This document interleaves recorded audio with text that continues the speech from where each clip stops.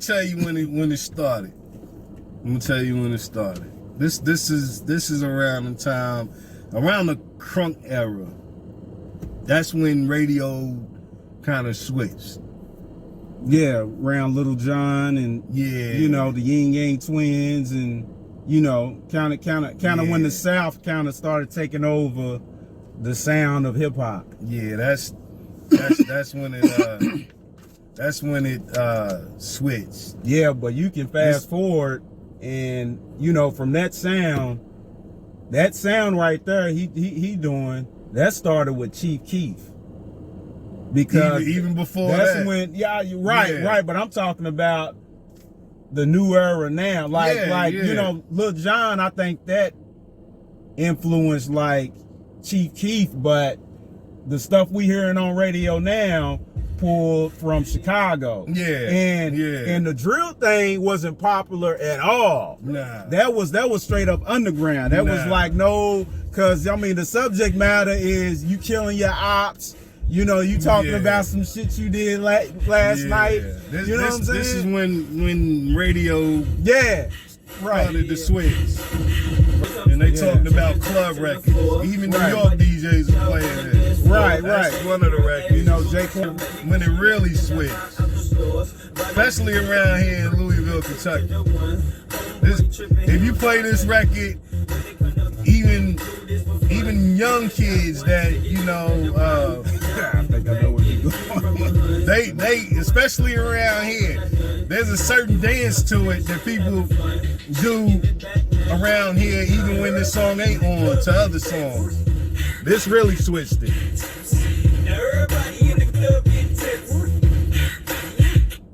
This is when it started to switch.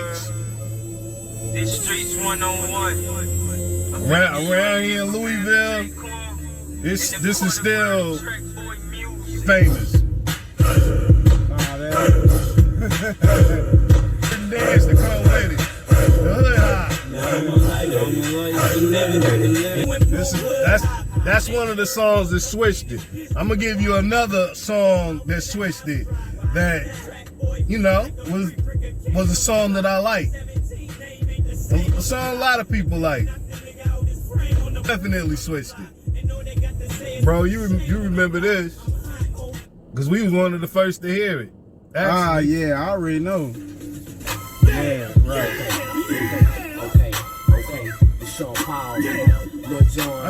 I'm playing these songs for a reason, to show y'all something. We was in the club one time when this first came out. Hold on. Yeah. We was in the club one time when this first came out. The DJ played this song like 20, 30 times, back to back. We was sick of it. We was like, come on, dude. Back to back. But all right. I'm glad you said that. Hold up. So we was in the club. Yeah. Where was we in the club at, bro? We was at a spot called it was Big Don's Club. It was what was the name of that club, bro? Y'all know what I'm talking about. Any locals, man. Kai's? Nah, it wasn't Kai's. Nah, it wasn't Kai's. It was Club Dream. Dreams. That's what it was. Dream. Dream. Okay. Yeah. So that's where it was at. That's when we heard it. Yeah. But where else did we hear it at?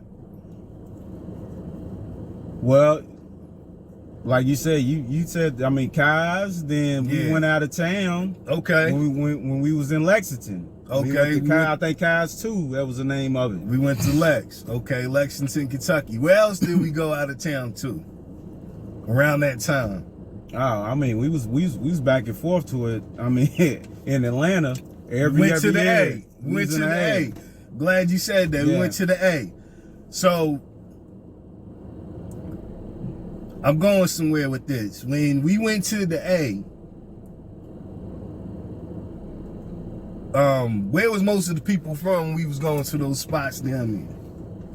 What, when we was going to Atlanta? Yeah. We had people, I remember people from Florida. Yep. I mean, you had a few East Coast, New York people, maybe Philly. Yep. You know what I'm saying? So you had people from all over. All over. Yeah. They was playing this song. This is what switched it. Yeah. This is what, because it was in Atlanta, it was people from everywhere, like bro said, Florida. It was people from California, Denver. We met a lot of people from Boston. Yeah. Met people from Baltimore. Yeah. You know what I'm saying? It was people, you know, from New York, Jersey. Yeah. You know what I'm saying? All of these places, especially on the eastern seaboard. So that's what opened up the gate. That's when radio changed, because, you know, like Esso or whatever, when he was saying on Math Hoffa show or whatnot, when they was talking about this same situation. I think Math brought it up when you went to different places. Still, how you go to Atlanta plays local or whatever. You know what I'm saying? But when you go other places like New York's playing all everybody else's mute. Yeah, I remember. Yep, I remember that. This is when it started. This is one of the records that started in Atlanta. So yeah, definitely the Young Bloods record was definitely a staple. This is another record that changed it. Bro couldn't stand this record.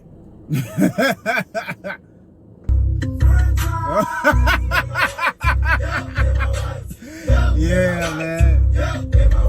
Yeah, Snap era. Like, Young Bloods was from Snap. I'm gonna give you another record. Hold on. You talking about like local favorites? Yeah. Once you hear this record, you're gonna be like, yeah, this is another one. Love the stage, got the whole club rocking. Nigga, you can hate, but your bitch steady watch. The hood hop I was talking about, Daquan, was done on this song too. This really, this is more famous than the hood hop locally, because they used to play this. They used to burn that up. Burn it up. So both of those songs, the hood hop and hood nigga, came to local famous then dance. Gucci Mane too. What's the record with Gucci Mane? Damn, I had it in my mind. Damn, I lost it. It was a Gucci Mane record that they used to always play too. You know what I'm saying? I just can't think. I mean, hell, you probably can Google. Yeah. I mean, you know, type in Gucci Mane on YouTube. It's probably one of the first.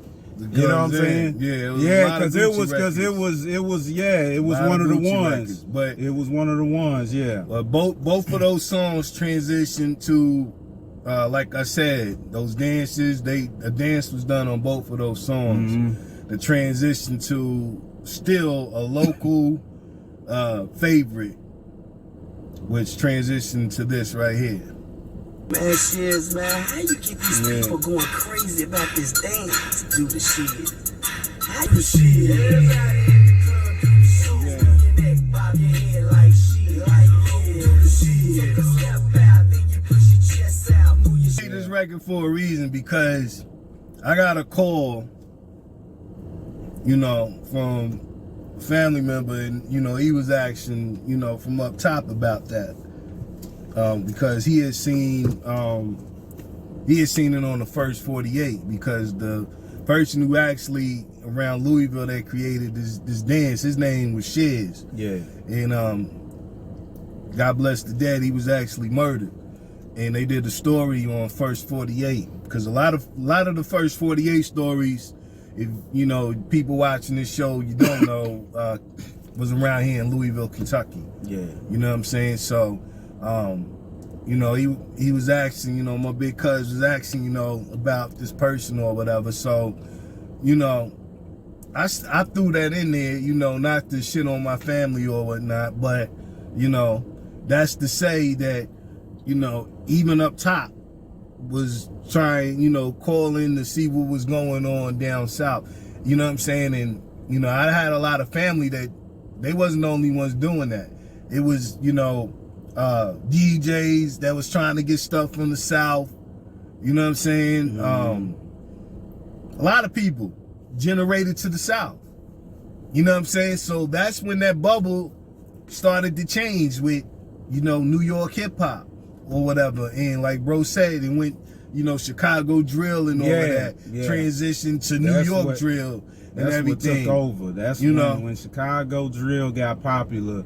That's what transcended the sound that you're hearing now. Absolutely. That's what's So, you know, it's not to say that even around that time, New York didn't have, you know, artists or, you know, underground artists that still wasn't, you know, bubbling or whatever, doing their thing and didn't, you know, have they sound, but it didn't have a profound sound. I'm gonna give you one name that I used to always say, like,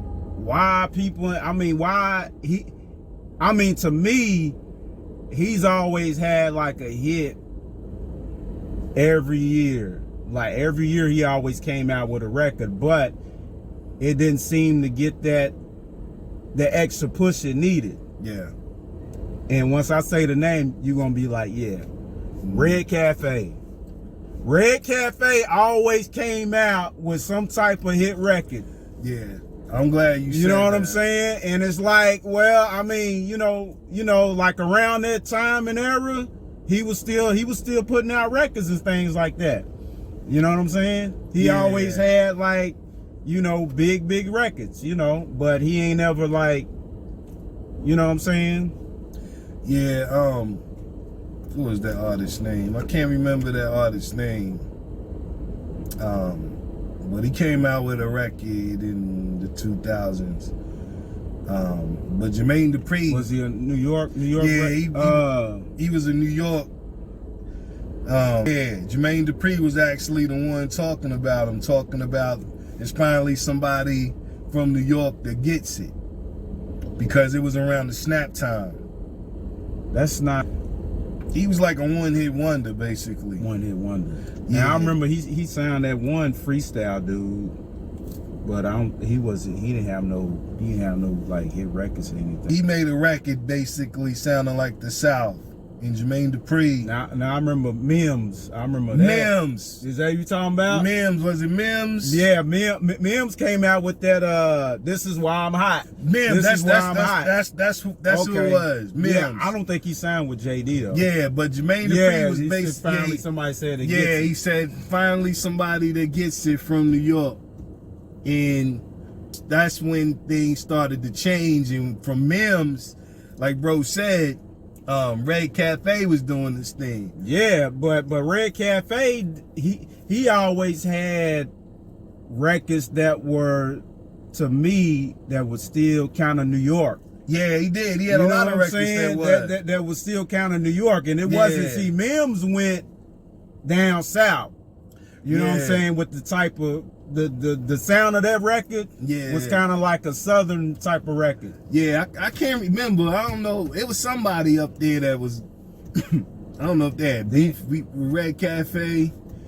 I can't remember exactly who it was, but they had a problem with it. They was cool with Fab, but they didn't care for Red Cafe because of that. Yeah. Because they were saying he was trying to sound South. I can't remember exactly who it was. He never had I remember Paper Touching. I remember so many records from Red Cafe that was, big type record. I'm gonna give you another record that, this is a famous record. Jim Jones, We Fly High. Yeah, a lot of people. That was, you know what I'm saying? A lot of people were saying that was sounding like that didn't sound nothing like that. To me, that was straight up New York. Yeah, that wasn't, they didn't have no type of bound. It wasn't. Fat Joe too. I said it in the past reviews we done. Fat Joe was one of them New York artists that always came out with some type of hit every year, man. So but I'm saying that because a lot of New Yorkers dictated to the South, but when somebody from up top did their thing, they wasn't feeling it. They always had something negative to say. From Jim Jones to Fat Joe, definitely Red Cafe niggas up top wasn't feeling that nigga. Yeah, you know what I'm saying? So that's when it started, you know, the changing of the guard started to happen. Can you say this too? Because a lot of people don't pinpoint this, is when 50 came out and started beefing with Ja Rule, because before that, Ja Rule was like, he was like the #1 radio dude in the world. Absolutely. You know what I'm saying? I mean, he was he was from New York, but during that time he was, then when 50 came out and, you know, they started beefing, that kind of, you know, Ja Rule stock kind of came down in the Fed case and all that. Yeah. But, you know. Yeah, that had a lot to do with it. But, you know, also,